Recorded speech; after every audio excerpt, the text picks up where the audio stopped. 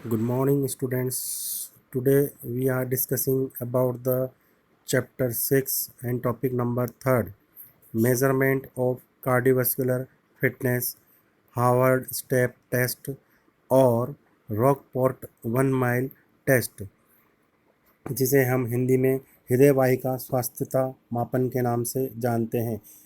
इस टेस्ट को दो नामों से जाना जाता है, हार्वर्ड स्टेप टेस्ट और Rockport test. So we will start our chapter by reading the first line. A person's ability to do continuous work depend upon the supply of oxygen.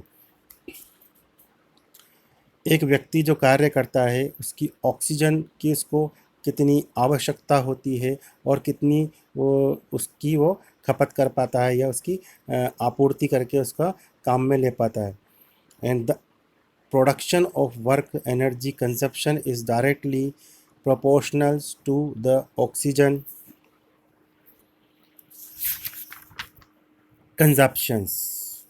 तो किसी भी कार्य की उत्पादकता का सीधा संबंध ऑक्सीजन की खपत से होता है।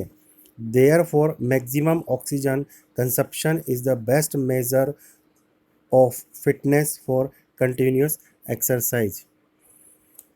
इस कारण से ऑक्सीजन की अधिकतम खपत और स्वास्थ्यता मापने की सर्वोत्तम विधि है। तो इट हैज़ बीन फाउंड, यह पाया गया है, that pulse rate is very closely related with the oxygen consumptions, कि जो पल्स रेट है का ऑक्सीजन की जो खपत है या वो जो उसकी जितना इन्वेस्टमेंट है उसका घनिष्ठ संबंध होता है। This relationship of oxygen consumption and the pulse rate is employed in Harvard step test to measure cardiovascular fitness। Oxygen खपत तथा नाड़ी दर के संबंध को हार्वर्ड स्टेप टेस्ट द्वारा मापा जाता है, जिससे कार्डियोवास्कुलर फिटनेस का पता लगाया जा सकता है। Now we will start our Harvard step test. Harvard step test was developed by Lucien Brouha. इस परीक्षण विधि को वर्ष 1943 में ल्यूसियन ब्रहा और उसके साथियों द्वारा विकसित किया गया था। In this test the individual is required to step up and down a high platform approx 20 inches high at the rate of 30 steps per minute for give 5 minutes और until exhaustion। इस परीक्षण विधि में पुरुष परीक्षार्थी को मानक जिम बेंच, जो कि फोटो नंबर 6.11 में दी हुई है, 20 इंच ऊंचे बक्से पर, महिला परीक्षार्थी को 16 इंच के ऊंचे प्लेटफॉर्म पर अथवा बॉक्स पर 1 मिनट में 30 बार की दर से 5 मिनट तक अथवा जब तक वह थक ना जाए तब तक ऊपर नीचे कदमताल करने को कहा जाता है। Through this test we get a score that indicate the fitness of the subject. इस टेस्ट को कराने के बाद जो स्कोर लिया जाता है या नापा जाता है उससे फिटनेस लेवल को चेक किया जाता है। The heart beat of the individual is counted between 1 to 1.5 minute after completion of the test. इस परीक्षण के माध्यम से हमें एक आंकड़ा प्राप्त हो जाता है जो व्यक्ति की सक्षमता को प्रतीक करता है। तो इसमें हम लोग जो है वो 1 से 1.5 मिनट का टेस्ट लेते हैं और काउंटिंग करते हैं कि वो कितना कर पाया। This test measure cardiovascular fitness of an individual. Equipments, इसमें उपकरण की जो आवश्यकता होती है वो फर्स्ट है स्टॉप वॉच, जिसे हम एक विराम घड़ी के नाम से जानते हैं, और सेकंड है stepping platform 20 inch high and the at least 14 inch wide for man and 16 inches high and the 14 inches wide for women. कदम रखने के लिए पुरुषों के लिए 20 इंच ऊंचा और 14 इंच चौड़ा बॉक्स होना चाहिए और महिलाओं के लिए 16 इंच ऊंचा और 14 इंच चौड़ा बॉक्स होना आवश्यक है। It should be study and should not topple. यह बॉक्स भारी होना चाहिए जिससे कदमताल करते समय पलटे नहीं।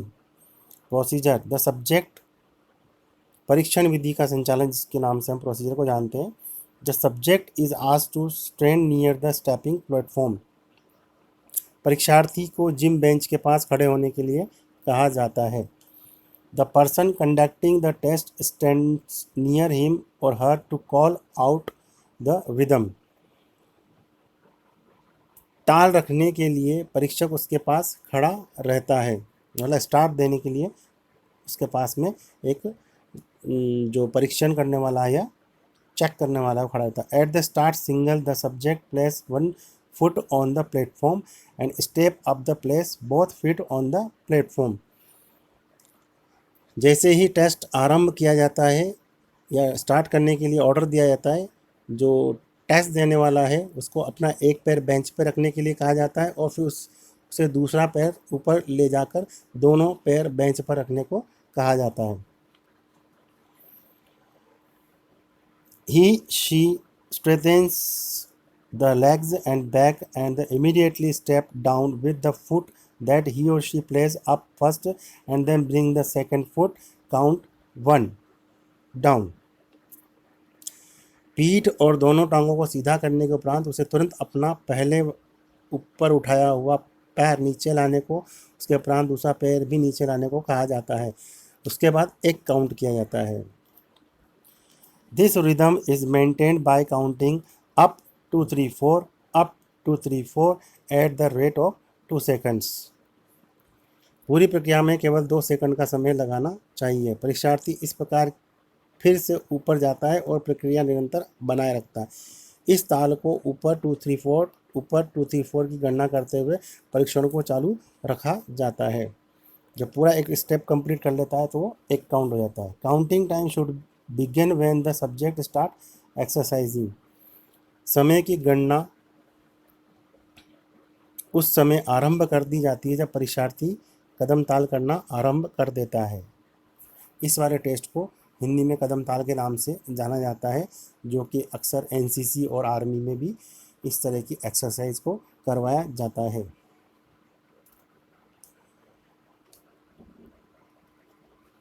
इसके बाद है third point, he or she should go on stepping at the rate of 30 times at minute for the 5 minutes continuously। परीक्षार्थी को 5 मिनट की अवधि के लिए प्रति मिनट 30 बार ऊपर बताई गई विधि से कदम ताल करते रहने को कहा जाता है जब तक कि वह थक न जाए। टाइम शुड बी नोटेड, और उसका टाइम नोट कर लिया जाता है। When the athlete is not able to maintain the stepping rate for 15 seconds it is called an exertion.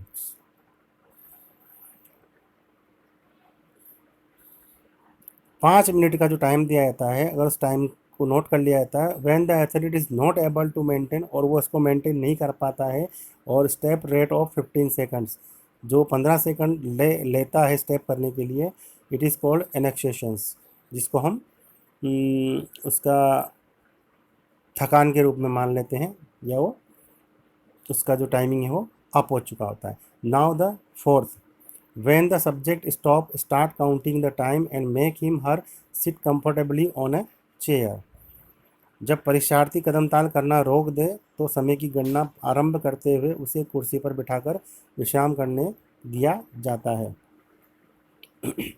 Now the fifth procedure, after 1 minute of stopping the exercise, 1 minute पश्चात exercise रोकने के 1 minute के पश्चात, his और her pulse rate should be noted for exactly 30 seconds.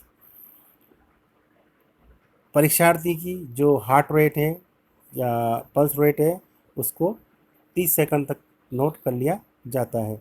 The base of the neck is convenient points carotid artery to note the pulses, नाड़ी दर मापने के लिए गर्दन के निकट कैरोटिड आर्टरी सबसे सुविधाजनक है। Now the sixth point, again record the number of heartbeat pulse rate for new next to consecutive 30 seconds period, 2 to 2.5 minute and 3 to 3.5 minute।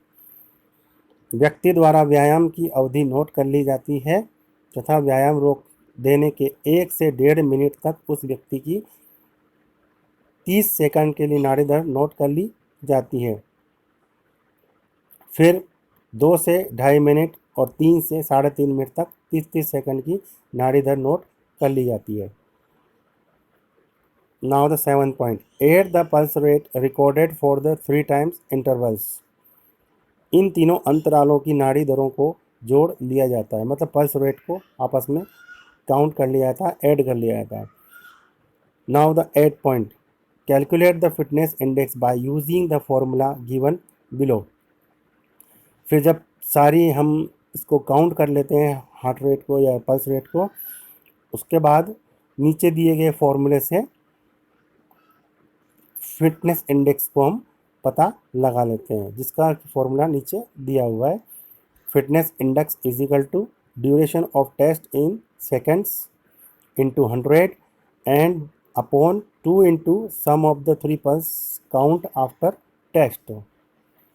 ये फिटनेस इंडेक्स निकालने का फॉर्मूला है, जिसे कि हमें अच्छे से याद रखना है, ताकि कभी इस तरह का क्वेश्चन कभी एग्ज़ाम में आए तो we can attempt it very perfectly.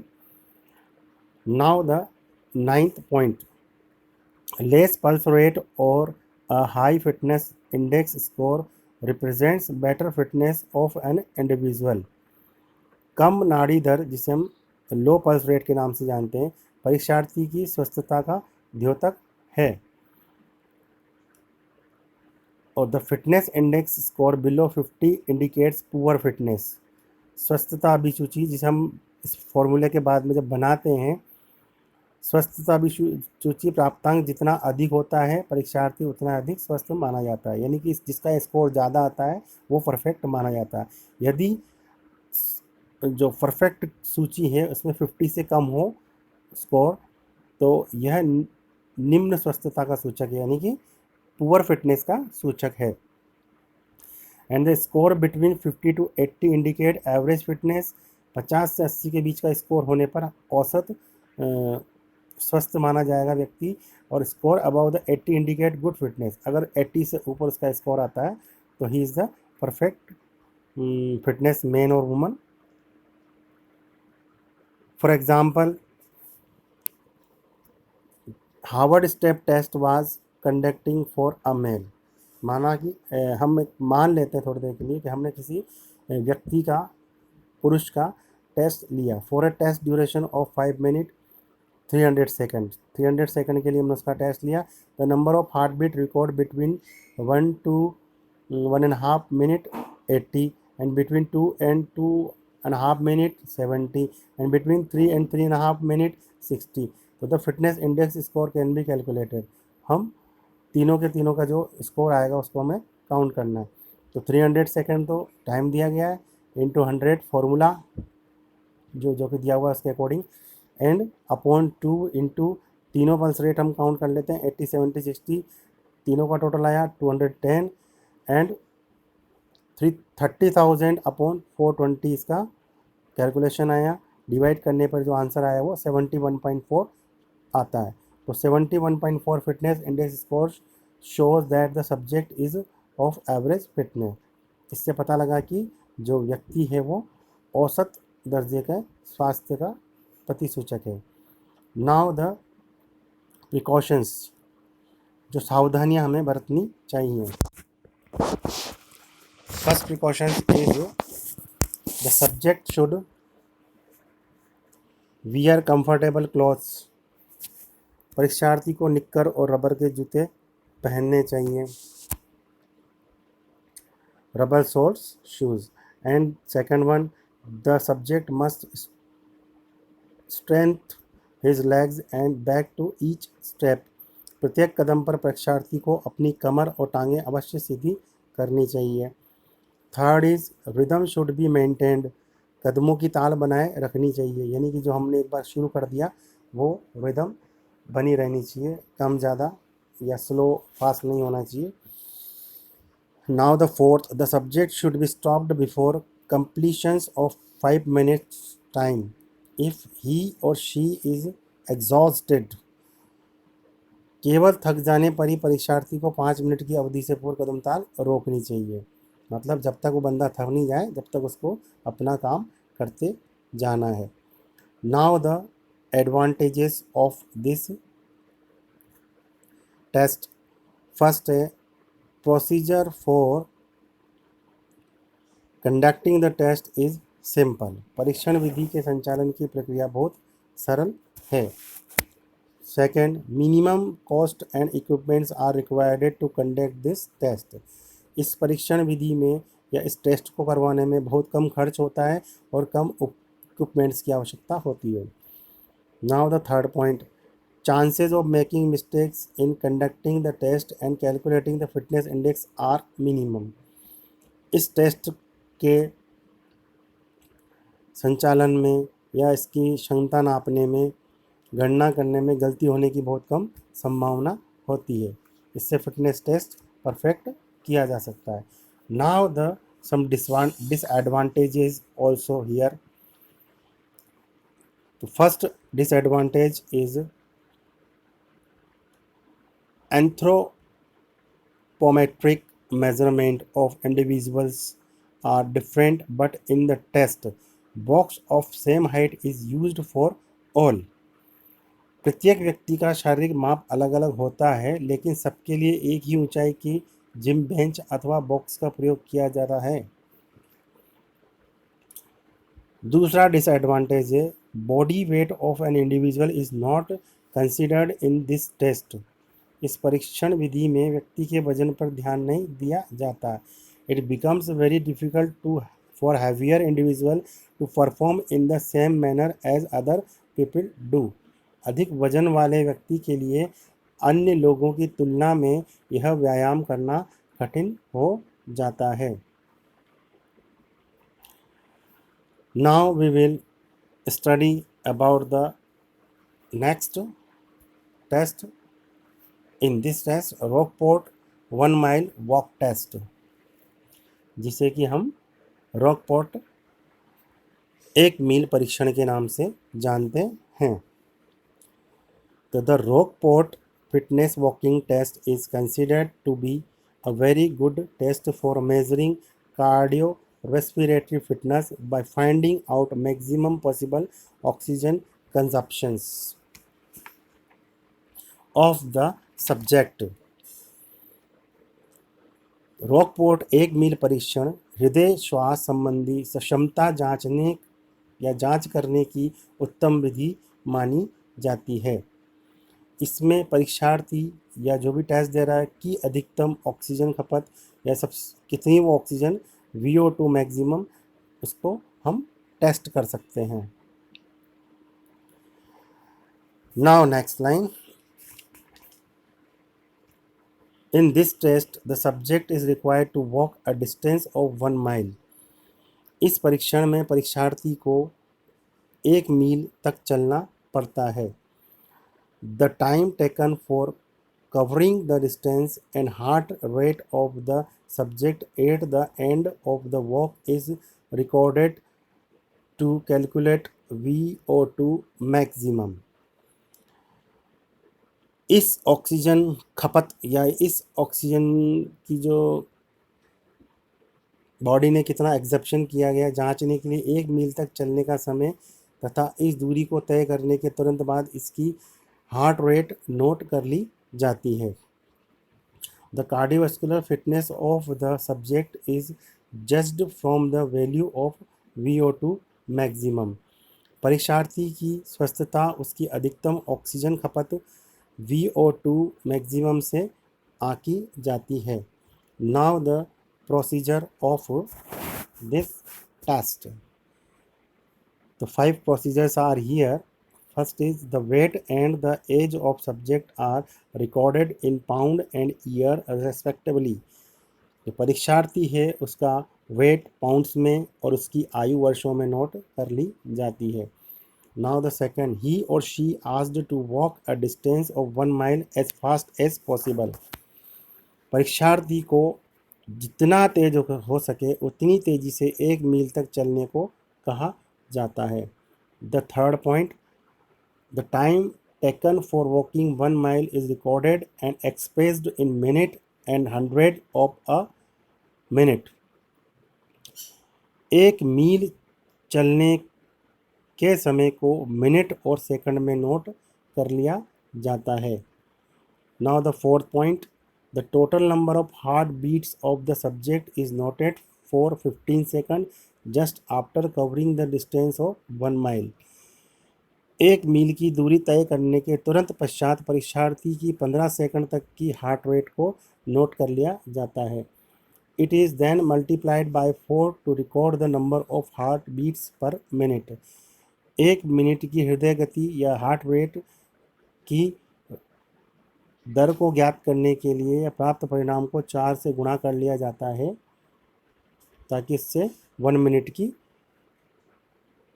Heart rate पता लग जाती है। Now the fifth point, for male subjects the weightage is 1 and the for female the weightage is 0। पुरुष परीक्षार्थी के लिए 1 का मान वेटेज 1 लिया जाता है और महिला परीक्षार्थियों के लिए 0 का वेटेज दिया जाता है। नोट किए गए आंकड़ों को दिए गए कैलकुलेशन ऑफ VO2 मैक्सिमम, जो VO2 है उसको हम कैसे ज्ञात कर सकते हैं। तो the VO2 is determined by the formula given below.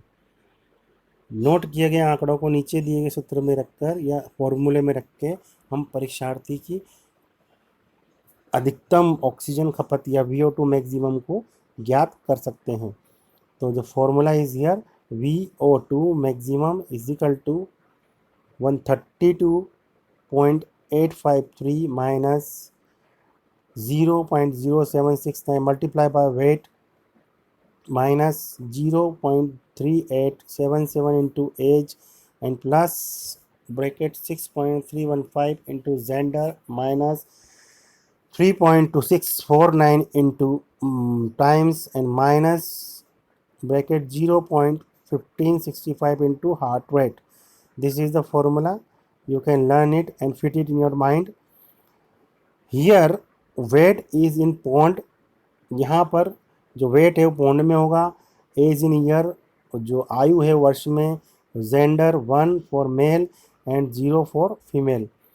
Gender के अकॉर्डिंग जो है वो मेल को 1 पॉइंट दिया गया है और फीमेल को 0। Time in minute and heart rate पर मिनट। टाइम को मिनट में काउंट किया गया है, 1 मिनट का या जो भी इसमें दे रखा हो। और इसके बाद जो दिया हुआ है वो है हार्ट रेट पर मिनट निकालने के बाद the fitness of subject can be tested by the comparing the VO2 maximum found with the strengths of subject gender and age group, and those who are fit have higher VO2 maximum value। इस प्रकार से ये कह रहा है कि जो परीक्षार्थी की क्षमता का आकलन उसके जो जेंडर है या उसकी जो एज है उनके अलग अलग कैटेगरी वाइज तुलना करके पता लगाया जा सकता है। जो परीक्षार्थी स्वस्थ होते हैं उनकी अधिकतम ऑक्सीजन खपत का मान अधिक होता है, यानी कि जिसका VO2 अधिक होता है वो बेस्ट माना गया है, जिसका VO2 कम होता है वो एवरेज और पुअर कंडीशन में माना जाता है। Now the precautions we are discussing now the about precautions सावधानियाँ। First is the subject should not wear too many clothes while measuring weight. जब परीक्षार्थी का वेट लिया जाता है उस समय उसे कम वस्त्र पहनने चाहिए। सेकंड है be sure to have a medical exam before taking the walking test. परीक्षण ऐसे दिन किया जाना चाहिए, बी श्योर, सबसे पहले आप इस बारे में निश्चिंत हो जाएं कि हमने जो एग्ज़ाम देने जा रहा है उसका अच्छे से मेडिकल टेस्ट कर लिया है। इसके बाद है postpone the test until you have been exercising regularly for at least month.